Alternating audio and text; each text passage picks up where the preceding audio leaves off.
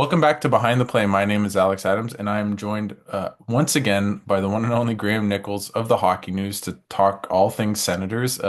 Graeme, thanks so much for doing this, I think, twice in the past couple weeks, so we always appreciate it. And it's been great to kind of get to know you over the past, couple months just covering the Sens. So I'm excited to chop it up and talk some Sens with you. And yeah, I feel like we're the curse, though, from last time because this The team curse, yeah.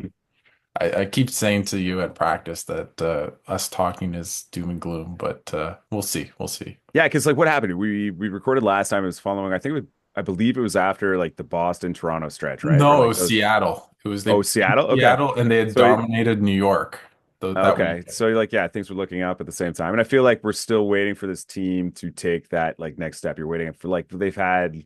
Well, I mean, currently they're on a three-game losing streak, so they've had stretches where they lost like two games back to back, and then they bounce back with a win, show some resilience, and move on. But like I'm still waiting for that stretch of good play where they can go on and an Mhm.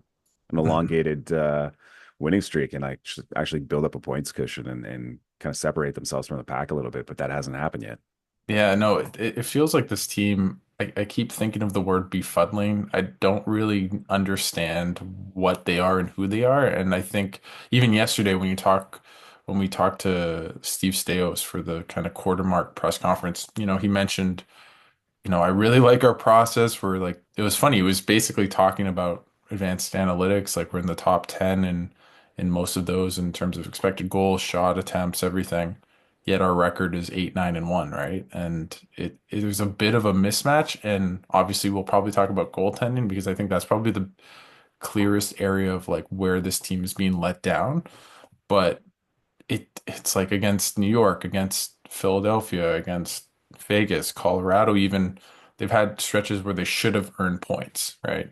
And that's what we talked about 3 weeks ago, and we're talking about it now. And it's just really weird to try to sift through their record and understand why.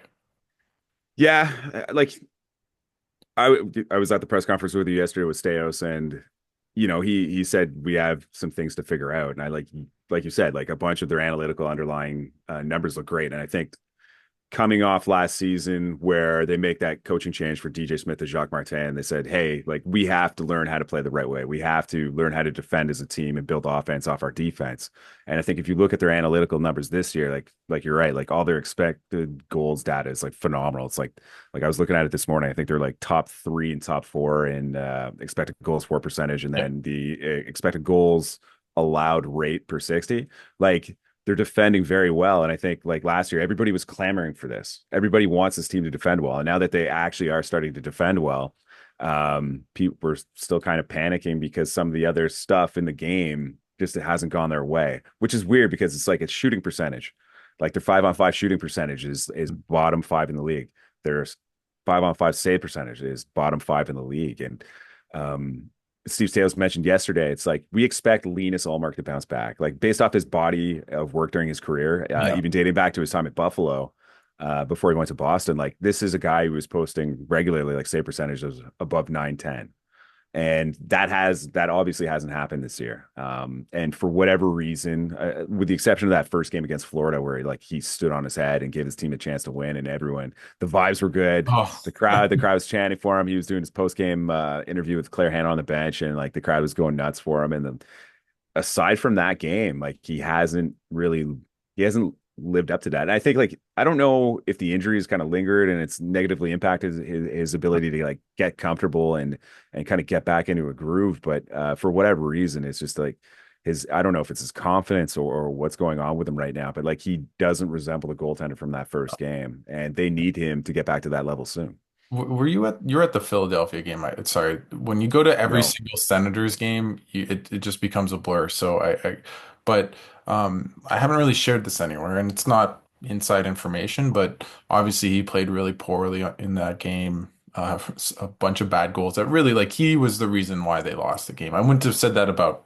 I think that was really the only game, maybe Vegas, but I didn't think he played that poorly against Vegas. But he was post game, the media assemble in the locker room and sometimes players are just lingering in there waiting to kind of for their turn to be called to speak to us and he was going to speak to us and he was talking to Justin Peters, the goalie coach, and you could just I'm not trying to maybe say too much, but he was clearly mentally in his head. He was kind of talking about how he didn't really understand how it was going in, and you could just feel the weight of him and the pressure that it seemed like he had put on himself. And I mean, I don't know what he looked like in Boston or Buffalo behind the scenes, but he definitely seems to be carrying the weight of the contract of being the number one goaltender, which he wasn't even really in Buffalo with the tandem with Swayman. And it really feels as though it could be the injury too, but that there is definitely a mental aspect of it that,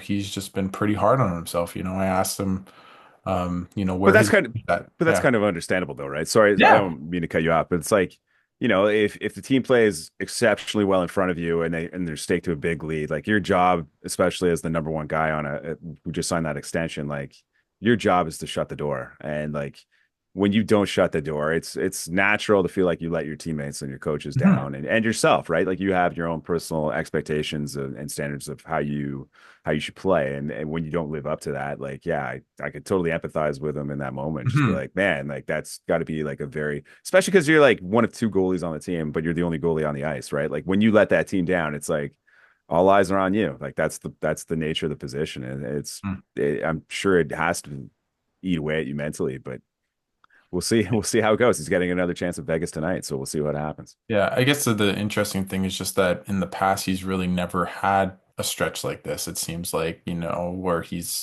has a worse save percentage right now. Again, very early. We'll be at 20 games shortly, but he has a worse save percentage right now than Jonas Corposalo did last year. He's an For 880. sure. And there's that stat too, right? Where like in 5 of his 10 starts, he's allowed five or more goals. Yeah, yeah. Like it's absurd, like the volume of goals that have gone in against him, and it has to eat away at you. How can it not? You're a competitive guy, and the numbers just aren't great right now. And like when the team is playing well defensively in front of you and they're giving you a chance to win every night, it's your job to make the saves. And like Ottawa, unfortunately, just hasn't gotten the saves. But the other half of the coin too is like their shooting percentage is really low. How do you explain that? And like I asked Travis Green that this morning. I'm like, like Steve Stais mentioned all these analytical numbers that we've gone into earlier in this podcast, but like goaltending, I think there's a reasonable expectation that Linus Ullmark can bounce back to career norms. I think that's a reasonable Yep. take to have. But like shooting percentage, like how what can you do as a team to improve the shooting percentage? And he kind of got into what they can do. And one of the interesting things that I thought that he said today was like, as a coaching staff, we kind of haven't really coached offense yet. We haven't had a chance to, or Mm. like we haven't really focused on that because the emphasis has been like, let's get these guys playing the right way hockey wise. And now maybe that the team's starting to play well defensively and they've kind of grasped the structure and the team concept in that phase of the game. Maybe now is the time where you'll start to see them do some more creative experimentation and And set plays and everything else.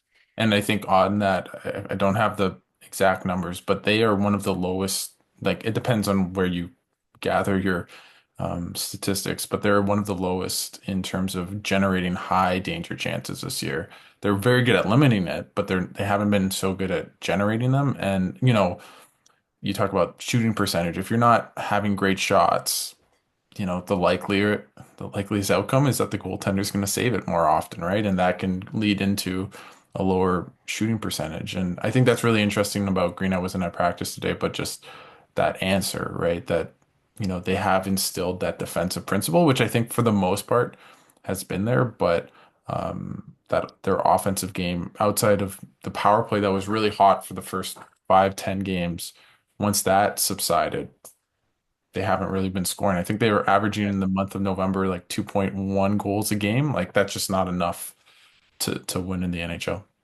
No, not at all. Like when your specialty, like if you're not getting goaltending and your special teams isn't doing its job, it makes it very difficult to win, right? Like that's a story for teams to have success in the postseason. You need the good goaltending. You need your special teams to be dominant like that. Those are like there's so much parity in the league that those are the separators. When you get that, chances are you're going to win. And in Ottawa's case, they're just not getting that lately, and it's kind of impacted their play. But yeah, it's they got to do a better job of creating quality scoring chances. Like they're just like the shot quality just hasn't been there offensively for like sustained stretches. Obviously, they're getting chances every game, but like they need more sustained offense. And I don't know how you feel about it, Alex, but like Mm. sometimes when I've been watching the team lately, it seems like they're getting a lot of shot volume from the blue line. Like it's almost like they're funneling, they'll work the puck down low, they'll throw it high, they'll get a shot from the point, and there's either no deflection or traffic, or the shots are just missing the net. Yeah. And it's just like nothing's really, there's nothing dangerous about it. Yeah. But I don't know how you feel about that. But that seems to be like one of the observations that I've had from the recent stretch. I would definitely agree with that. It feels like a lot of times, like even in the game against Edmonton, they have like a good stretch of play. They're cycling, and then it's just like I remember one play where Tyler Clevin gets the puck, kind of not completely at the blue line, but maybe took a stride or two in and just launches a wrist shot. Goalie, like no one in front, goalie glove save, and it's like you just played well for 40 seconds and you just killed your all your momentum, right? And No- now, and not only that, like Travis Hamonic has a tendency to do that as well, where he'll just throw a puck in the net. And like you're not going to score if you don't throw pucks in the net, obviously. But at the same time, it's like if you have a team that's fatigued on the ice, like the opposition's chasing you, chasing the puck the entire time in the defensive zone. If you just throw a cookie at the goaltender and he can glove it like nonchalantly, then you're letting them off the ropes, right? Like you yeah. have a chance to extend shifts and maybe get a line change and keep that cycle going and maybe generate off a tired defensive group. But yeah, when you do that, it's sometimes I understand why they do it. It's just it can be frustrating on the other side saying, hey, just sustain the pressure, keep the cycle going, get these guys even more tired, and maybe you'll get a better quality scoring opportunity down the road. Mhm.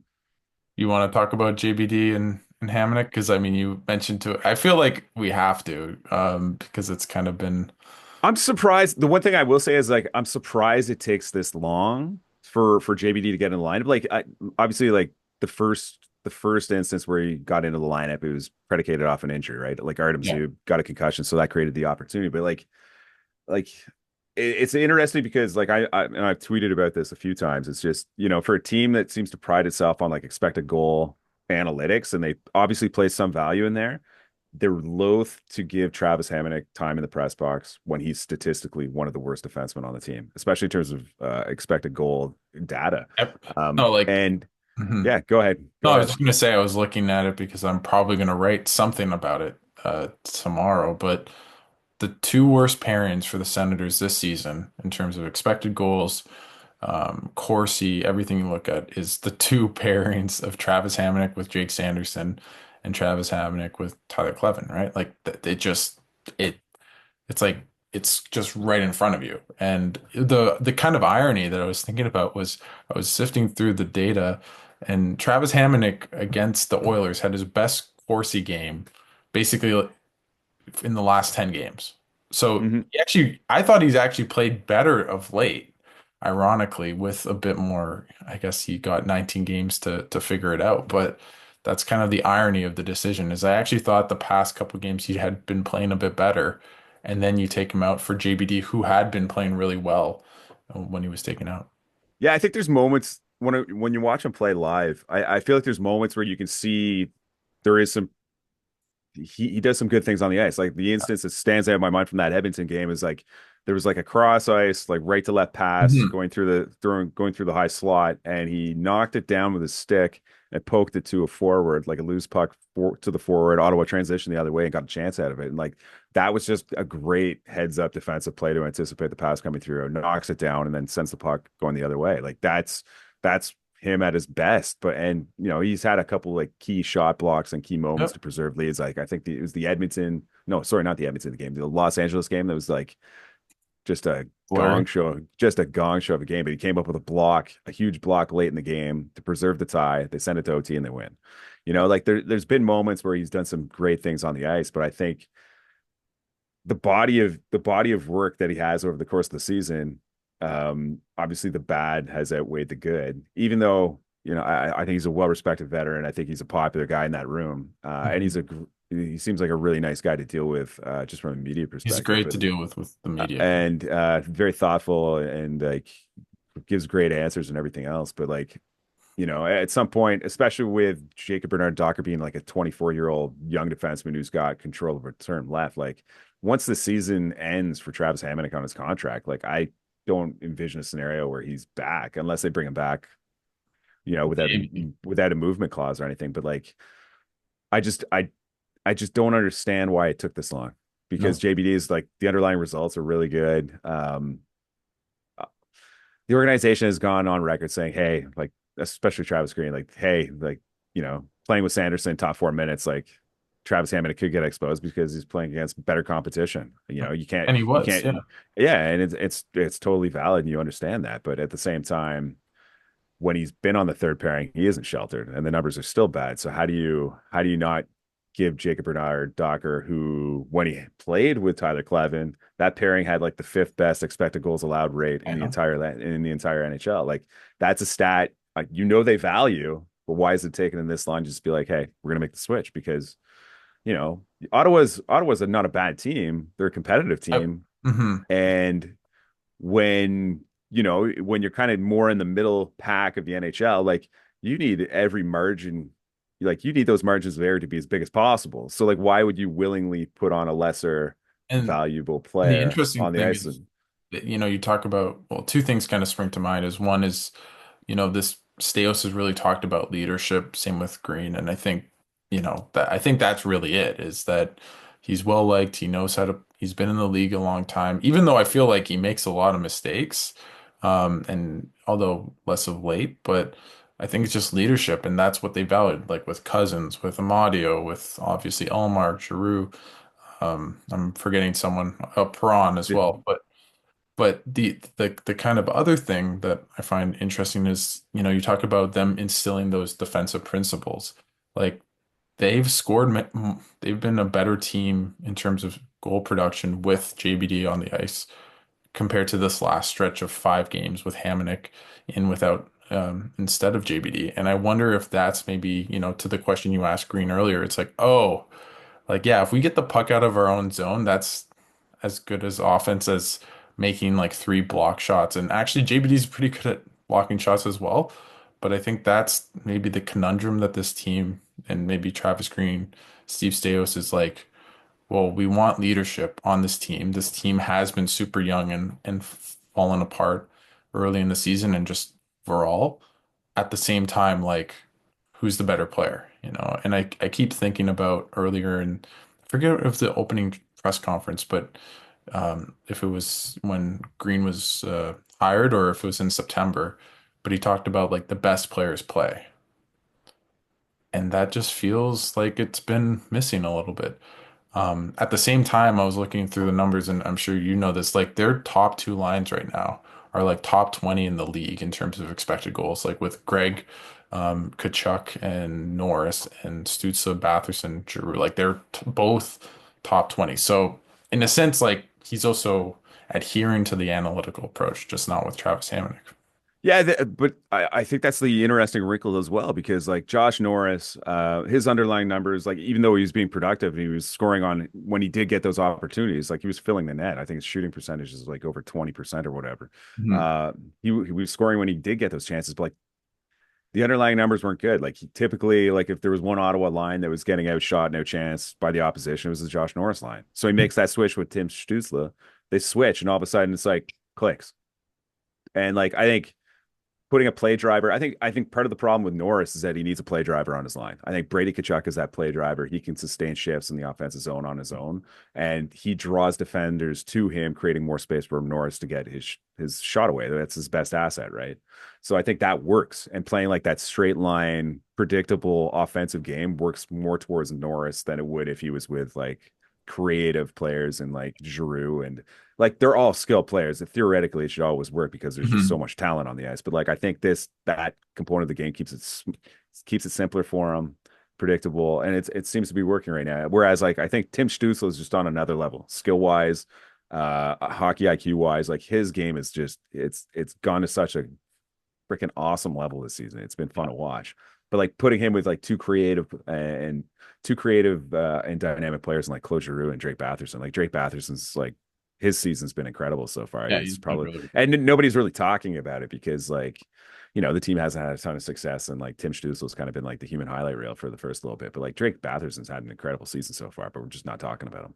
Yeah, no, it's interesting about you talked about Tim Stutzle. I think I forget who posted it, but like even defensively, he's been much, much better. I think this year. You can see a big leap in his defensive play. I mean, Green's talked about it, but even the underlying numbers, I think after it's something like 1.7 goals per 60 when he's on the ice. I think according to Evolving Hockey, that probably had changed in the past couple days, but like he's been a really, really good defensive player and Oh, and you battle. see it, right? Like you see Yeah. it in the defensive zone. Like it's not just a numbers thing. Like you could see him making a greater effort to come back like Yep. to the goal line, disrupt How many the times does he the like opposition. either It's stolen a puck, like racing back, chasing yeah. a guy, or just even disrupted a play? Like I think that's the thing. Even against Edmonton, I thought he was their best player. Like you could tell he was a puck hound. He was everywhere. He was trying his butt off. I wonder if he can be a bit stronger on the puck, but that, like, I mean, we're splitting hairs at that point. I feel like he's lost the puck a little bit, just kind of. Even in the Carolina game, right? Like he was one of the few players that you could just watch and say the effort level is there. Like he is like skating as hard as he can almost all the time, trying to make stuff happen, especially when Ottawa got down 1-0. Like his game, you notice him. He's the one guy on the ice that you notice all the time. And that's probably a product of just like how fast he is anyways. But like he is working so hard right now. And it's just like the game is coming to him. It's really fun to watch.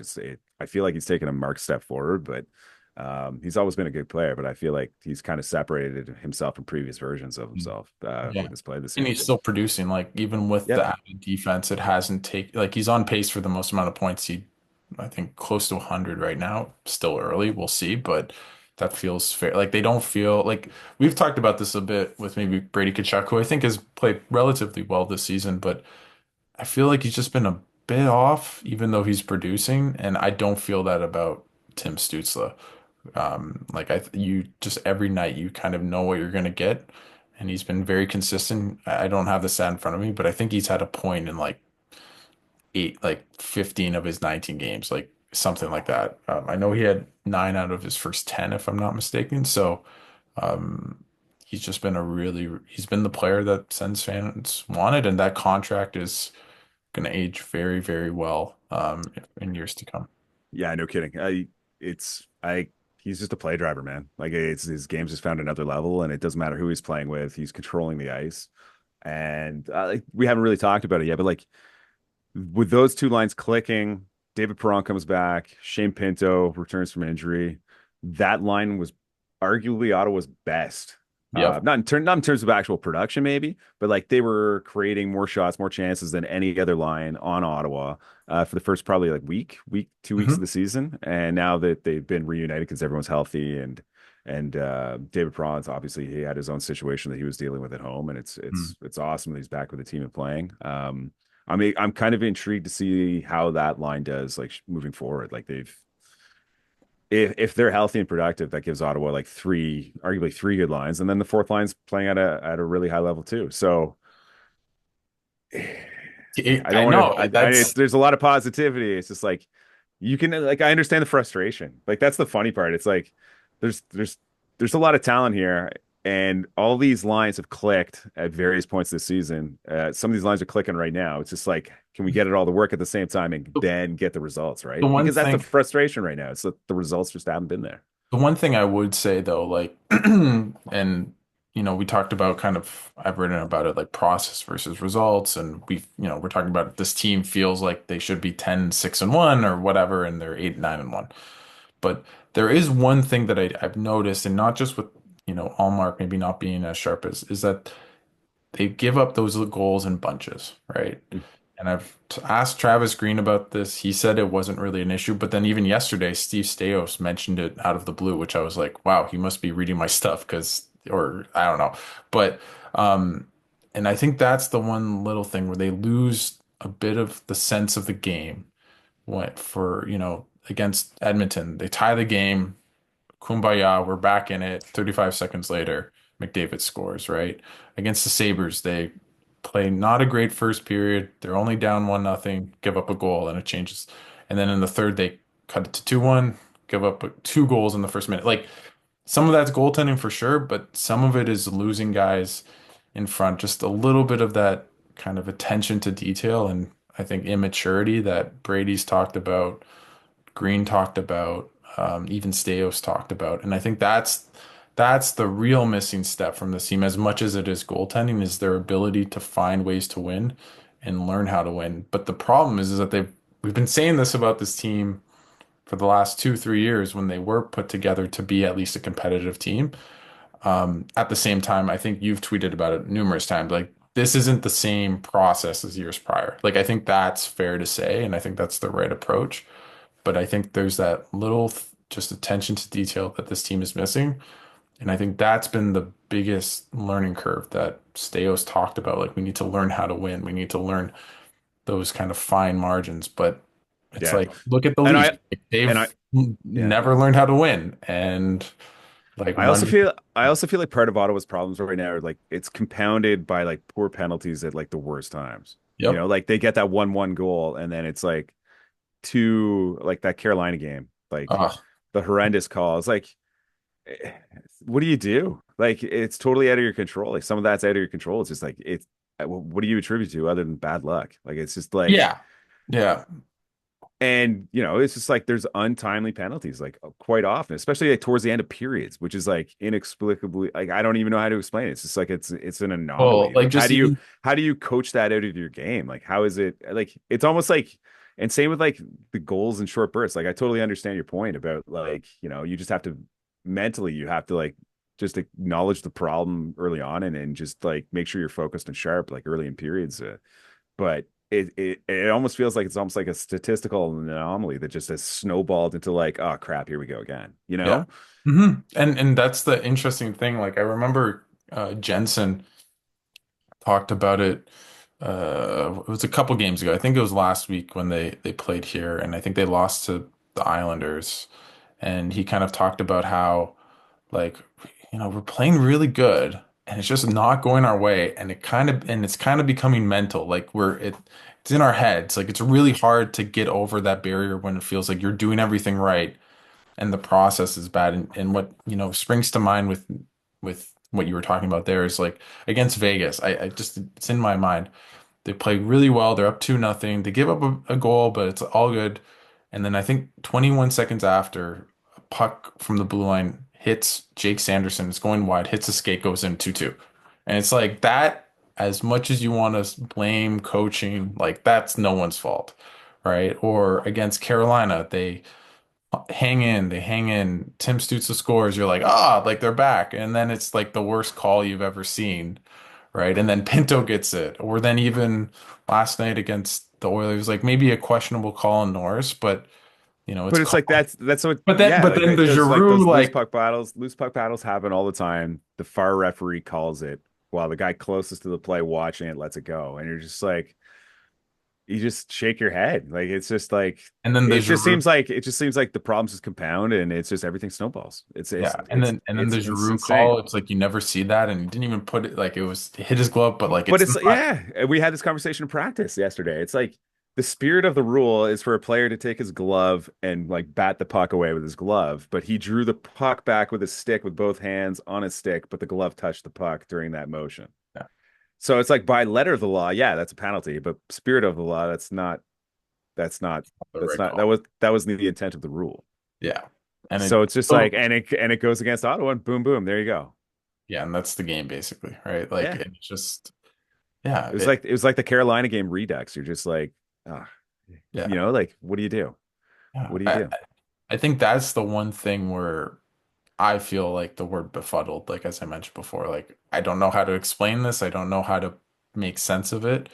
I think But there it's are. a yeah, like it's befuddling, but at the same time, it's like it sucks to, if the analysis is like, oh, they just need to get luckier. You know, like that's Well, it's like the worst analysis, I and know. nobody wants to hear it. They're like, no, it's like you post this on Twitter. Like I was having this conversation with people on Twitter yesterday. It's like, you know, like this isn't the same team. If everything stays the same in like a couple circumstances and stats change, this team should be fine. They're gonna be good, you know. But nobody wants to hear that. They're like, this sucks. This is the same team as always. It's like nobody wants to hear. It's like they just need a little better luck and they'll be fine. Because Yeah, nobody wants to talk about that. It's always got to be there's something in particular that you point to and say this is the reason why it's happening. But like I don't know. You can't expect anyone from the organization to come out and be like, Ullmark has sucked. Like he hasn't played well this year. Like no one's gonna hang their goalie out. you're not going to hang the guy that you just signed a massive extension to and just like hang him out to dry and say like he's been awful. We need him to be better. Once he's better, we'll be fine. Like nobody wants to hear that. Nobody wants to hear like What do you Bledsoe think of improve, that? goaltending improve. It's just everybody wants to blow up the core, and it's there's like that sect of the fan base. It's just like this core is rotten. It's this and this, and you're just like, guys, The just one, the relax. They're one, they're one game under 500. Just like breathe a little bit. the one positive, like if we're gonna be positive, is like I'll coin my own term just because I have an ego, but the Mid-Atlantic, like they're what 3 points out of a playoff spot right now. I think actually only two, if I'm not mistaken. Yeah, Buffalo Boston had the beat us. second wild card. I think Boston had the second wild card. Yeah, I haven't looked at the standings today, but like Boston had the second wild Check. card seed. I think. Yeah, I think they were 2 points back. They Ottawa's are 17. points. So they're literally, if they win the game tonight, they are tied with Buffalo with the same record for the eighth wild card spot. Like they are not far away. They are, No, but I but think this week's slate of games, like even extending back to like Carolina on Saturday and then Edmonton, like playing Vegas, Vancouver, and Calgary is not easy. Like I think the combined record was almost like 40, 20, and 10 or something yeah, like that for like those teams. And like those are very good opponents and like they're all measuring stick games. And I think, yeah, if you're gonna make the playoffs, you have to be able to show that you can beat good teams. And I think that's the challenge for this team. But at the same time, like when things aren't going your way, you have like this absolutely horrendously difficult stretch of games. It just puts more pressure on you. And I think it creates a bigger sense of urgency than otherwise there might be if, the slate of games was a little bit easier. But those are the circumstances that they've been dealt with, and then they gotta showcase themselves and prove that they're resilient and just put together a win or two. Like I, that's all. I I really feel this team. It's like if it can just click, like if they can just like let's say they beat Vegas tonight. They're on a back-to-back. I mean, Edmonton was as well, but you win that game. Vancouver's been weird. JT Miller's gone. I wouldn't say that's been a happy kind of team, even though they've been relatively successful. And then Calgary's, a good team, but they're not world beaters. Like you could, Blue collar and work hard. Yeah, blue collar and yeah, work hard, right? you can conceivably win those games, and then you play. I think it's San Jose on the Wednesday, and there's a 4 game winning streak. Like I'm not saying that's gonna happen, You but just jinxed it. pardon me. You just jinxed it. I just jinxed. Yes. Uh, That's how this podcast works. I'm just jinxing. Yes, it's just all part of the narrative. But But betting. at the same time, like I understand the fan frustrations. I understand the player Yes. frustrations, right? Like even though like Travis Green and Steve Staios are relatively new to this organization, like they're not responsible for the things that have happened in the past. But I think at the same time, you also have to acknowledge that this core has been here and endured some terrible seasons. Yeah. Many of those seasons were as part of a larger rebuild, which I think is like context lost by a lot of people. It's just like this team was intentionally trying to be bad to procure higher draft picks at the NHL draft. They were intending to be bad.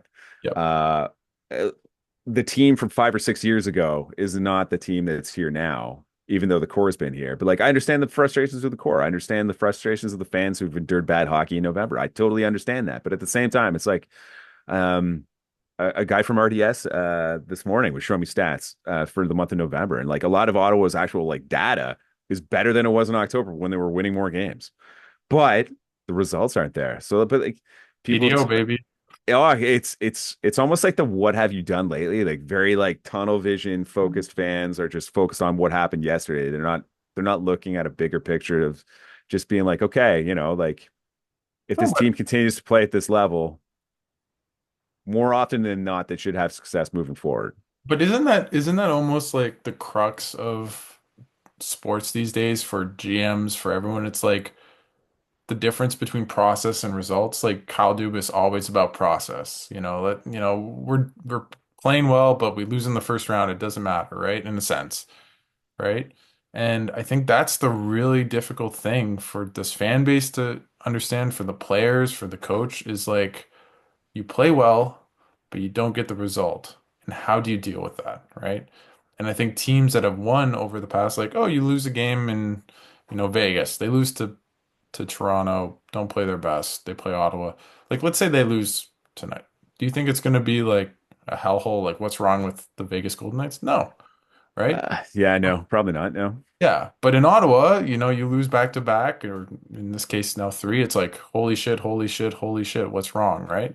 And Hmm. there's some of that for sure. Like I don't think they played their best against Carolina and Edmonton, and got unlucky against Philly. But that's the thing that we're gonna find out is do they keep with the process that has been relatively good? Does Allmark, figure himself out, or do they take that mental burden and it becomes a thing in their head, and you look at the Leafs and winning the playoff series is like their Stanley Cup, right? Like I'm not saying it's exactly that, but I feel like there's a little bit of an element of this team's in its head, right? And can they get out of it, and can they get along, go kind of to the other side? And I think that's why if they can just win 3 or 4 games, I really think it could be such a turning point, because you kind of get maybe a bit of separation in the playoff spot where you're like in it rather than fighting for it. And then you can play free and easy. And Allmark gets a couple wins and builds off it, right? And vice versa. Like I really feel like the shoe could But I drop. feel like I like Boston, for example, is like fighting for that wild card seed with Ottawa, right? And they just fired their head coach because like their numbers, they're almost like the antithesis of Ottawa, I right? Like know. they're like their numbers are horrendous, but they found a way to Yep. win one or two more games. And what did they do? They fired their coach. They kind of understood like what they were doing wasn't working, and they recognized that early on. They made a change. And like in Ottawa's case, they're just not getting results, but they're playing well. So do you panic and make a move? I I don't. I like don't. what aside from the only change I could ever see them making is like if Claude Giroux came to them and said, you know what, guys, like if the playoffs aren't a possibility this season, I would like to have a chance to compete in the playoffs this season. Yeah. Like other than that, like where are you making a significant change? Like with the money that in term that they've allocated to like many of these players, like there's very, I feel like there's very little room for change right now. It's just like that's like one of like a trade of consequences is something that you probably make in the off season when the market's larger and there's more opportunity to get stuff done and more players are available. It's just to do that now when the numbers portray them kind of favorably in many respects. Like it just Yeah. doesn't to me, it doesn't make I sense.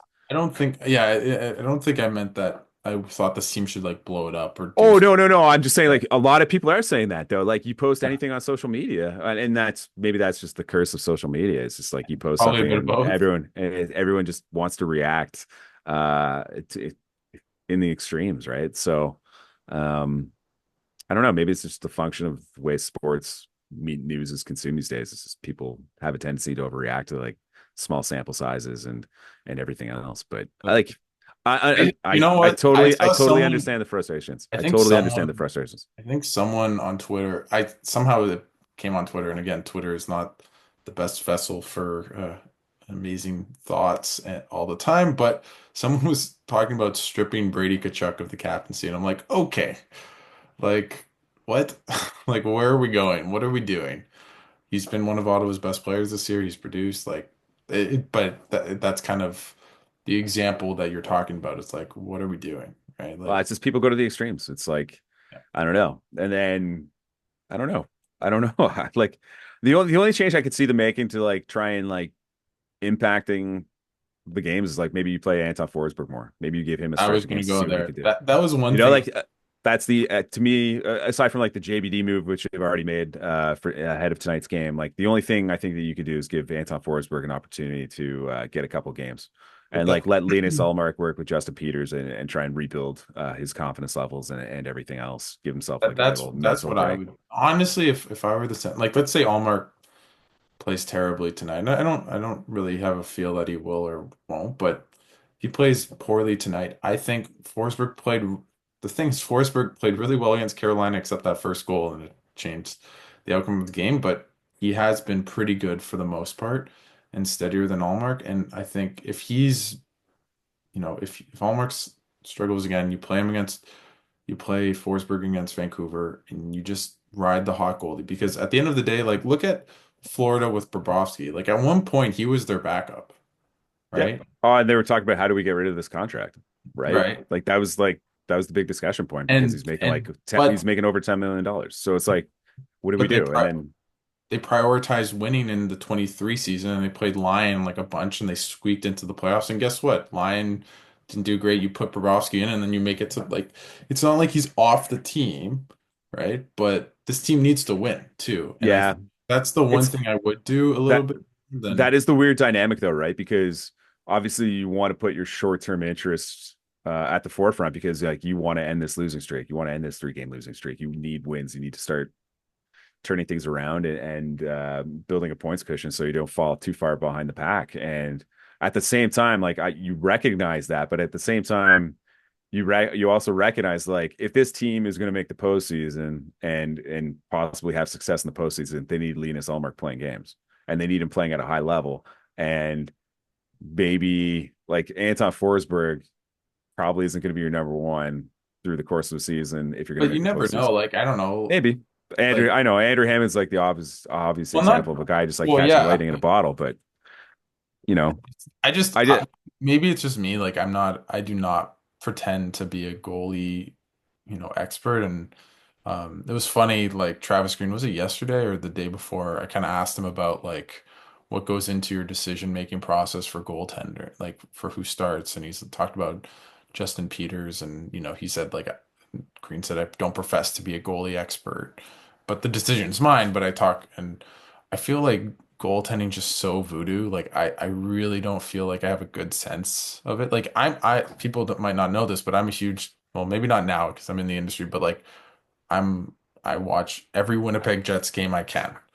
And Connor Hellebuck's amazing for 82 games, and then the playoffs hit, and he's just not as good, right? And it's just like how, like what, what changes? What's there? It doesn't really make any sense to me, and so I don't really feel like goaltending. It could be load management, right? Could be load management. Sure, yeah, that's definitely an argument, but I just mean in terms of like puck luck and Yep. like Jordan Binnington. I still have like scars from that series against Winnipeg in the 2019 playoffs where the Jets just completely dominated the first two games, but Binnington was insane, right? And then they win the cup, and Binnington ever since has been pretty mid, right? But if let's say they didn't ride the hot hand for whoever their goaltender, Jake Allen, then 2019 Blues might not be a thing, right? So I don't know what to make of it, but just from my vantage point, I'm like, if Forsberg's playing well, play Forsberg. He hasn't, his last two starts have been more iffy, but feels like if he was in net against Philly and maybe even against the Oilers, they might win those two games, right? So I don't know. And it doesn't help that like Joey Decor's having a phenomenal year, Philip Gustafson's having a phenomenal year, and everyone's like, ah, yeah, we let those guys go. And why? Like the Pierre Dorian era was earmarked by like small sample sizes, like just destroying all credibility of the goaltending. It's like, I'm gonna get this guy. He had a good season. Oh, he had a bad season with us. We got to get rid of him. We'll get this guy who had a good season, and then he has a bad season. I got to get rid of him. Like there's just Yep. especially with the young goaltenders too. It's like they gave up a lot of like controllable term and young assets didn't really get that much impact for like Cam Talbot's not a bad goalie, but like a 1 year guy. He was a 1 year Yep. stopgap guy anyway. So it's just like it is frustrating, and I get it. And it's just seeing that kind of success elsewhere doesn't help, and then it helps that narrative that Ottawa was a goaltending graveyard. And yeah, I like what do you do to get it to change? I guess is a good starting point for like discussion. It's like if Ulmark can't bounce back, like what do you do? Like where does the responsibility go? Yeah. I think my, as I kind of professed before, just play the better goaltender. Like you have him for 5 years. Like if he doesn't have his best year in year one, okay, you have year two. You have like kind of like the Bobrovsky mold where he was really bad in his first couple of years and now he wins a cup. And, hopefully that happens in Ottawa with Allmark. We'll see. I don't know how much I believe it, but just in general, like if you, to the three Florida Panthers fans in 2020, like and you'd said, hey, Bobrovsky would be like one of the biggest reasons you won the cup in 2024, they'd be like, what the heck? Like this guy has an 890 save percentage or whatever he had in his first couple years, and then he turned it around. And so that's the thing with goaltending. It's like it's not like if like Tim Stutzle was struggling, right? I'd be like, well, like you can't really find another number one center, right? Like you're kind of stuck with him. Like you have to figure it out, right? With goaltending, that's true to some degree, but you'll always have Cam Ward or Binnington or Darcy Kemper. Like if you look at the goalies who have won the cup the past couple years, they're not all like sensational, right? Aiden Hill out of nowhere, right? So that's the only pushback I maybe have on like playing Allmark to like get his confidence up. It's like, well, this team hasn't made the playoffs in years. Like play who's playing better. And if it changes, which it invariably will, then you play Allmark and like it's a long stretch of games and but they're going with Allmark and we'll see if it works. But I think at a certain point, like let's say he has a stinker tonight, that's a couple in a row. What do you do? Yeah, it puts a lot of pressure on him. And if he is struggling with his confidence and everything else, that's only going to make it worse. And they are playing some tough games, like meaningful games, in the next short while. So it's like they have they have to stop the bleeding now, and they have to kind of like spin it and go on a little bit of a streak. And just gather some victories where they can. And like you mentioned, like San Jose is a great launching point. Like You if play you can Anaheim. build some, yeah, like if you can build some momentum with a stretch of games, it's going to be crazy. But then like you also look at December and it's like a ridiculous schedule because of the World Junior Tournament where it's like the front half of the month is stacked with home games and then the back half none at all because the CTC is booked for the World Junior Tournament. Yep. So it's like if you I my attitude is they have to end the month on a relatively good stretch. They have to start December off on a relatively good stretch because if they can't win games on the road, which they haven't proven they can do this year, they're going to be in a terrible spot.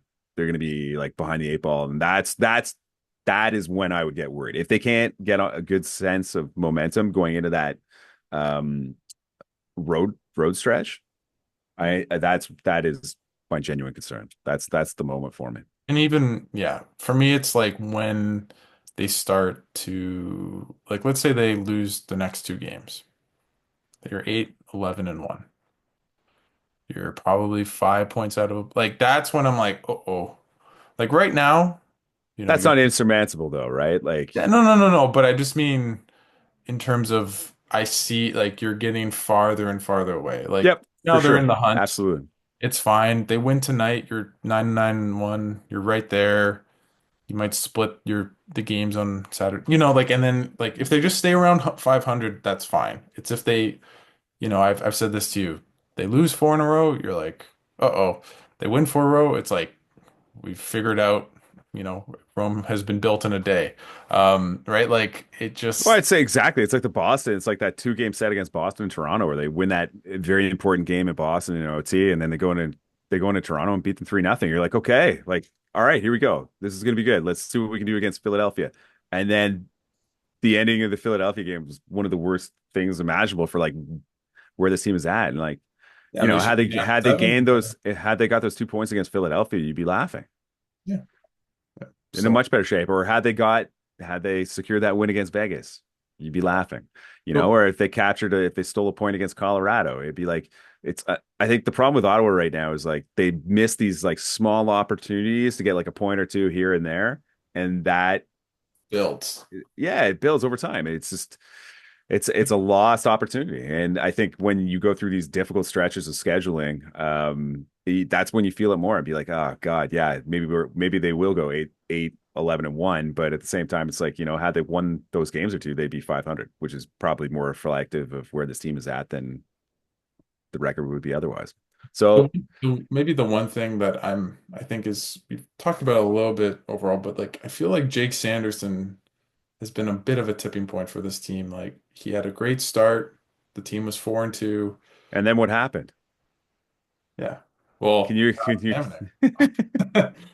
So Yeah, like I like dude, you can argue like with I was on the Lockdown Sens podcast yesterday, and like I don't want to like slag Travis Hamonic because it's no, unnecessary. Like, but like no. statistically, he's been an anchor on every pairing that he's ever been a part of, and like for whatever reason, they felt obligated to put him on that pairing with Sanderson because he's probably the veteran guy. I'm assuming, and at that point, they just simply didn't trust Jacob Bernard Docker to play like those minutes, right? And obviously, they still don't trust Jacob Bernard Docker to play third pairing minutes until today. But you know, and it's cratered. Like Jake Sanderson's game is just fallen off a little bit. Like for the first like like the first handful of games, he was one of the best defensemen in the league, like Yeah, bar none, offense, defense. You have definitely. that 5-on-5 his point production hasn't been great of late, He but doesn't have like one. He doesn't have one 5-on-5 point in through what 18 games. yeah, it's I think that's a bit of a statistical anomaly in itself. Like Oh, I hopefully that'll agree, turn. but But like I think there's context for his poor play, and I don't think it's very dissimilar from like Thomas Chabot playing with Nikita Zaitsev for a long time. Like, it's if you're constantly chasing the game in your defensive end and you're playing against the opposition and one of your partners, your defensive partner can't hold his own, that impacts all your decisions and impacts the way that you play. And it puts you in an uncomfortable spot. But at the same time, like he hasn't been very good with Artem Zub either. Like that pairing hasn't no, been good either. Like it's it's it's been disappointing. Like I think if you were to ask me, and again, there's context for it too. Like Artem Zub got hurt in the Los Angeles Kings game, and like who knows how much that concussion impacted like his ability to play at the level that we've witnessed. Like last year, that pairing was very good. This year, they haven't been. How do you explain that? And aside from Artem Zub being injured, like I don't have an explanation for why that pairing isn't working well. no, and actually, like even though it was a small sample size, when he got injured, I think it was in the third game of the season. They in the first two games they actually hadn't been that good, but it's small sample size. They have been growing together, I find. Outside of maybe the game against Philly, where there was a couple kind of miscues, but their underlying numbers are kind of growing steadily. But the team has too, so it's kind of hard to. It's like the chicken of the egg. Like if Stutzle, Batherson, and Giroux are like dominating opponents, that's gonna be reflective of Sanderson and Zub, right? So that are out there with those guys. So it's kind of hard to. The one thing, and I mentioned this yesterday on Locked On Sens, is like the one play that just stands out in my mind, and I don't even know if I've ever seen Jake Sanderson do this, but like there's a pass from Sanderson at the point on the power play to Stutzle near the top of the left circle, and it was just like he just whiffed, like he just missed him, like just missed him completely. Puck goes to the Edmonton defense, they dump it down the ice. I'm like, I can't remember the last time I saw like a Jake Sanderson unforced error with a pass like that. Like it's just like it just I'm like, oh, that's not normal. Like what's like it was just weird. It And was just felt one of like, those things that just and stands out so much. And you're just like, I don't know. For whatever reason, he's just not playing his best hockey right now. yeah, and I think that's part of, like you kind of talked about it before, but it's like just the little things. Like Sanderson hasn't been playing his best, the goaltending, right?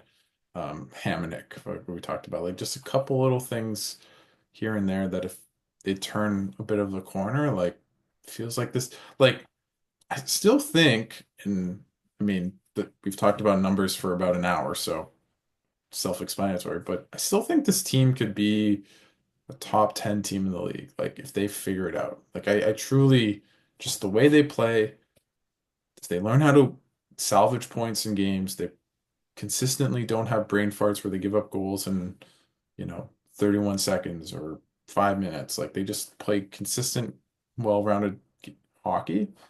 I think this team can be one of the best teams in the league. I know it sounds weird for like the Senators to be in that conversation, but I truly think like they Oh, have. like look at Washington right now. Look at Los Angeles. Like Ottawa made Los Angeles look terrible, and they have like some of the best numbers in the league. And Yeah, then Washington has like who would have predicted where Washington would be at this season? Like their numbers are like off the charts right now, and then they're winning games. So it's like yeah, like sometimes that happens where like if Ottawa's structure is so good, and I think they through their work and stuff, like you see it in certain games where it's like they create turnovers, they're taking out, they're clogging passing lanes, they're doing a lot of things really well just based off their anticipation, aggression, and ability to forecheck and turn pucks over and create offense off those turnovers. You see a lot of good stuff on a usually like a nightly basis, but how do you do that consistently? And one of the things I've noticed with Ottawa is it seems like, it's just an observation. I don't even have the data to back it up or anything, but it's like the only times I see Ottawa struggle um, Hmm. are against teams that are fast. They play fast. Yeah. Obviously like Colorado is a very good team. Edmonton is a very good team.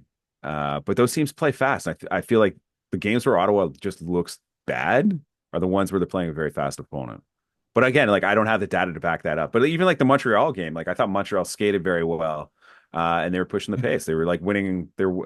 They were just simply getting the pucks faster than Ottawa was that night, and it created problems for them. And Even New again, Jersey, like yeah, yeah, I don't have the data to back it up. Like maybe with the exception of the Islanders game where Ottawa just looked flat, but those games where like the teams have the skill and the speed, I find those are the ones that get Ottawa into the trouble the most. Yeah.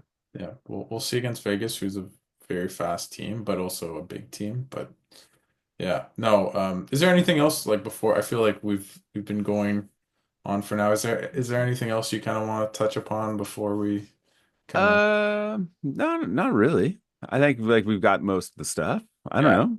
yeah. No. There's nothing How, else how how are off the you top of my head. how are you liking kind of being around the rink, most Oh, days? I enjoy it, man. Again, like I feel like most days I'm a wallflower. Like I'm kind of like not in the scrums like forefront with a mic or anything like that, or just like I'm Wow. But you asked a engaged. question I'm engaged. today. I did. I asked a question today, but like I'm engaged. I'm engaged. But like Travis Green, same thing. Like I'm always. I don't know. I like everyone. There's a rhythm to it. Everyone's asking their questions, and I kind of wait till the end to ask something because like I don't want to like disrupt the rhythm and like step on toes and I need to make I'm enemies gonna in the press corps and stuff. I'm just trying to just feel it out still. Like I'm still learning, and oh, well, you're doing I'm great, having a though. I'm having a blast. So it's fun. It's a good dynamic. I've really enjoyed like obviously meeting you has been fun. And sitting beside you in the press boxes, the conversations are always fun and good. And I enjoy talking hockey with you. And like same with Julian. Like I really enjoy being around like you young guys. Like it's been a lot of fun, and the vets have been really good to me as well. Like Bruce Garriock and Brent Wallace have been really Hmm. cordial and polite and welcoming, and like Ian Mendes and Sly, obviously like that dynamic. If I didn't know the comms guys heading into this role, I think that would have hurt a lot more. Like I wouldn't be as comfortable. But knowing them on a relatively strong basis, like I feel more not Comfortable. ingrained, but definitely certainly more comfortable. Yeah. But it's been a Yeah. lot of fun. Yeah. And I get to come on your podcast and do all this other fun stuff. So Walk on it's Sens, been baby. great, man. Yeah. Get up for them. It's But yeah, yeah, good guys as well. And yeah, it's been a lot of fun. It's just fun talking Senators hockey and hopefully the I just hope the team starts playing better in terms of like the results because I think this team does have the chance to go to the postseason. I think once they get to the postseason, they can be a problem for a lot of teams just based off the way they've been playing. But um, it's more fun covering teams when things are going really well. It's just the way it goes, you know. and it's not like this team has made the playoffs for this isn't the early 2000s Senators, right?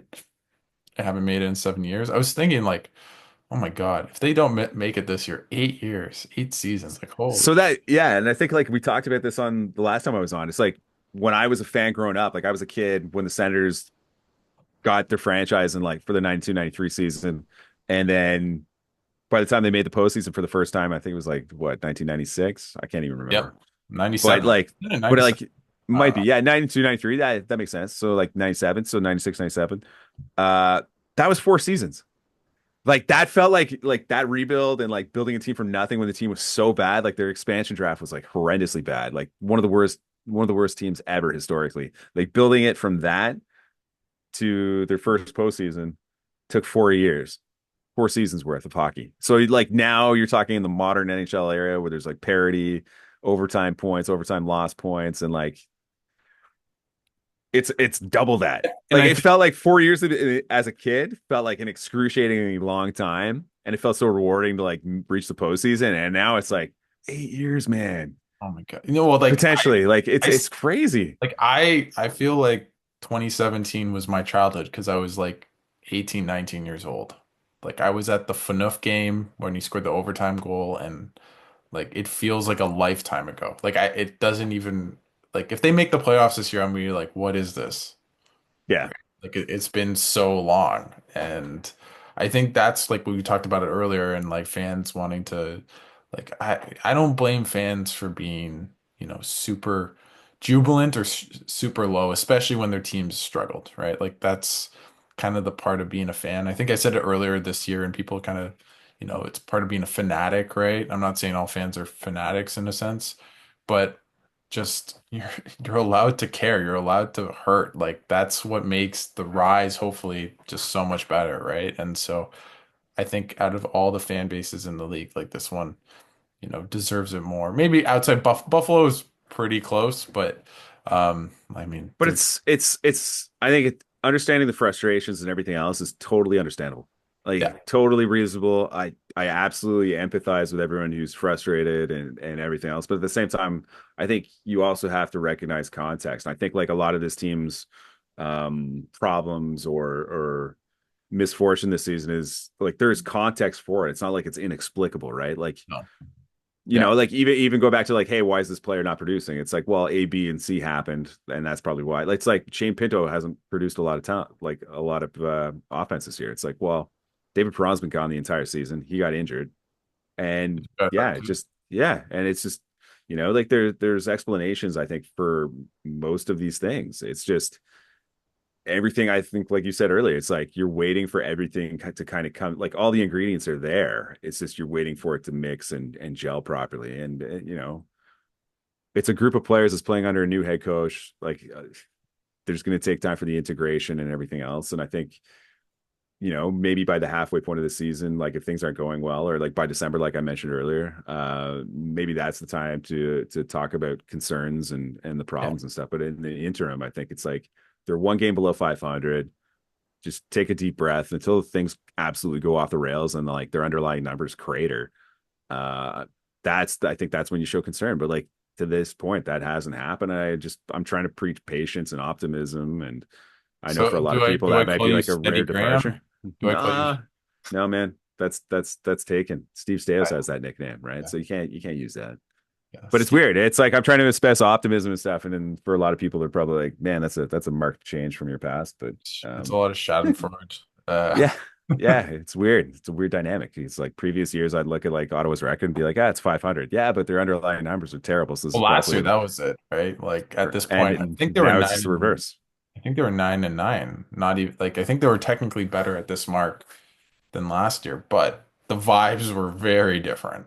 Yeah, Like yeah, ooh, like why does Jonas Corposalo always, allow a billion goals, and why is there like 45 high danger chances a game, and right like yeah. It's totally different circumstances, right? And that was the analogy I used yesterday on Twitter. It's like this is totally different than previous years. It's like hitting like 9 approach shots at a green, 8 go in the bush, one lands on the fringe.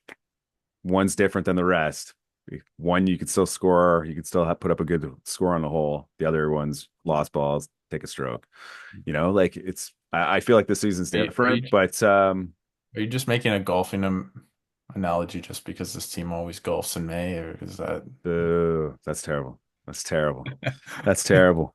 Uh, I feel like that's the most like Sens way to end this conversation, but I really appreciate Graham you taking the time and talking hockey. It's always so much fun, and it's been a pleasure getting to know you at the rink. And I hopefully my both our processes in terms of work kind of match up to the results. That's I my hope goal, so. I hope 2025. so. I No, hope but so. I'll feel better about my analysis if this team turns it around. yes, exactly. It's hot take season, and we're just hoping for the takes to come in. But thanks again, Graham, for taking the time and doing this. Check out all. Do you want to plug anything for the hockey news before I let go? Trying to think what I have upcoming. I'm supposed to have a one-on-one with Brady Kachuk Friday, so I'm Oh, really looking forward to that. I think that'll probably be like the most high-profile guy that I've had an opportunity to sit down with one-on-one. So I'm a little bit nervous for that, but I thought it was Ian Mendes. you've what's that? I thought it was Oh, Ian Mendes. well, to this point, it's been Ian Mendes for sure. Yes. But yeah, so I'm excited for that. So that'll be coming out soon, and then I have some other cool ideas in the works that might happen. So yeah, we'll see what happens. What about yourself? What do you have going on? I will definitely be writing about the JBD thing tonight. I have some other things lined up. I don't because the way I write for people who don't know, it's like kind of to make sense, no pun intended, of the game. So if I have a good story about this player, but they suck or just not really involved, I can't really write it. So, but I have some stuff in the ether, so I'm not too worried. We've probably touched upon it, but I don't want to kind of reveal too much until I know.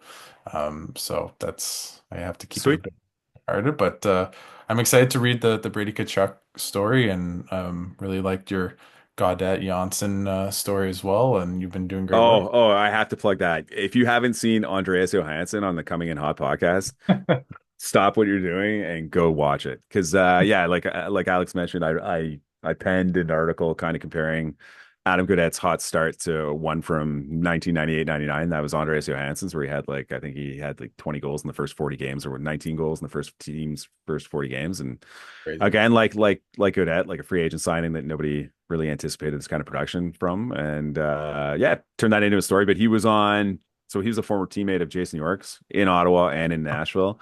Huh. And if you have not listened to that episode of the podcast, go right now, stop what you're There you doing go. and go, because There you it is unbelievable. It's so funny. Like he's a character. He's such a funny, smart, articulate guy, and it's a lot of fun. go. You can Awesome. tell that. I definitely it was really fun watching it, but yeah, I'll plug coming in hot for you. And the I other hate team. I hate talking about someone else's podcast on your No, podcast, but no, it's it okay. I was so just good. we've just done the rounds. We need to like add one. I need to add like Sens talk, Centennial. We've done coming in hot. Yeah, we're just gonna keep going. But I love those guys, and yeah, it'll be a good season, and hopefully more more excitement and maybe a little bit less doom and gloom heading forward. And I always appreciate you coming on, Graham. No, I appreciate it. It's always fun talking hockey with Alex, and just to echo what you said, it's been great getting to know you, and it's been fun sitting beside you. And yeah, conversations have been good, and yeah, it's nice to get to know you, and Mhm. it's been a lot of fun, man. Been a lot of fun, and I'm glad that you're asking more questions because we definitely need it on the beat. So Thanks, appreciate that.